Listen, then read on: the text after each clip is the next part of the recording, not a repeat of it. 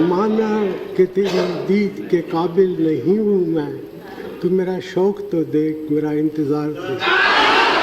Honestly believe that history will be kinder to me than the contemporary media or with others.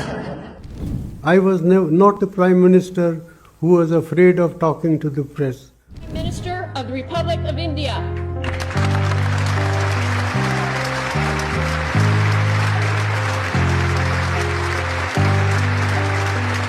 देशवासियों, आज मैं आपको प्रधानमंत्री के रूप में आखिरी बात संबोधित कर रहा। Prime Minister of India, Dr. Manmohan Singh is no more. Prime Minister of India, Dr. Manmohan Singh is no more. Manmohan Singh ji का नाम जब भी लिया जाता है, एक शांत, सरल और ईमानदार नेता की छवि हमारे सामने आती है। उनके जीवन कहानी इस बात का प्रमाण है कि मेहनत, ईमानदारी और सादगी के साथ इंसान बड़े से बड़े मुकाम हासिल कर सकता है। मनमोहन सिंह का जन्म 26 सितंबर 1932 को पाकिस्तान के पंजाब के एक छोटे से गांव में हुआ था। उनका परिवार बहुत साधारण था, लेकिन उनकी मेहनत और पढ़ाई के प्रति लगन ने उन्हें हमेशा दूसरों से अलग बनाया। 1947 के बंटवारे के समय उनका परिवार भारत आ गया और यहीं से उनकी नई शुरुआत हुई। उन्होंने अपनी पढ़ाई पंजाब यूनिवर्सिटी से की और बाद में कैम्ब्रिज यूनिवर्सिटी और ऑक्सफोर्ड यूनिवर्सिटी से इकोनॉमिक्स में डॉक्टरेट की। चलिए जानते हैं उनके इकोनॉमिस्ट से पॉलिटिशियन बनने का सफर। मनमोहन सिंह ने अपने करियर की शुरुआत एक टीचर के रूप में की। इसके बाद उन्होंने भारत सरकार के लिए काम किया। 1991 का साल भारत के लिए एक बड़ा मोड़ साबित हुआ।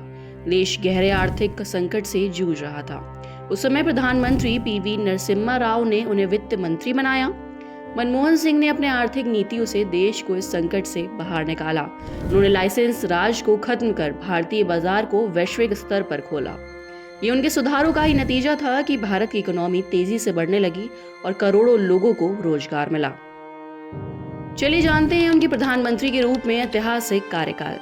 2004 में मनमोहन सिंह भारत के प्रधानमंत्री बने। ये पहली बार था जब किसी सिख नेता को प्रधानमंत्री बनने का मौका मिला। उनके नेतृत्व में देश ने कई महत्वपूर्ण उपलब्धियां हासिल की। ग्रामीण क्षेत्रों में रोजगार बढ़ाने के लिए उन्होंने मनरेगा योजना लागू की, जिससे करोड़ों गरीबों को रोजगार मिला। शिक्षा के क्षेत्र में सुधार के लिए उन्होंने राइट टू एजुकेशन कानून लागू किया, जिससे हर बच्चे को पढ़ाई का अधिकार मिला। चलिए अब बात करते हैं इंडिया यूएस न्यूक्लियर डील के बारे में। उनके कार्यकाल की एक बड़ी उपलब्धि 2008 में इंडिया यूएस न्यूक्लियर डील थी। ये डील भारत को ऊर्जा संकट से निपटने में मदद करने के लिए की गई थी। इस समझौते ने देश को न्यूक्लियर एनर्जी के क्षेत्र में आत्मनिर्भर बनाया। सरलता और ईमानदारी की मिसाल थे। मनमोहन सिंह का व्यक्तित्व हमेशा उनकी सादगी और ईमानदारी का प्रतीक रहा। उन्होंने कभी अपनी उपलब्धियों का ढिंढोरा नहीं पीटा, बल्कि अपने काम से खुद को साबित किया। उनकी आलोचना करने वाले भी उनकी ईमानदारी का लोहा मानते हैं। मनमोहन सिंह का जीवन हमें सिखाता है कि सादगी और कड़ी मेहनत से बड़ी मुश्किलों को हराया जा सकता है। उन्होंने दिखाया कि नेता का असली काम वादे करने से ज्यादा उन्हें पूरा करना होता है।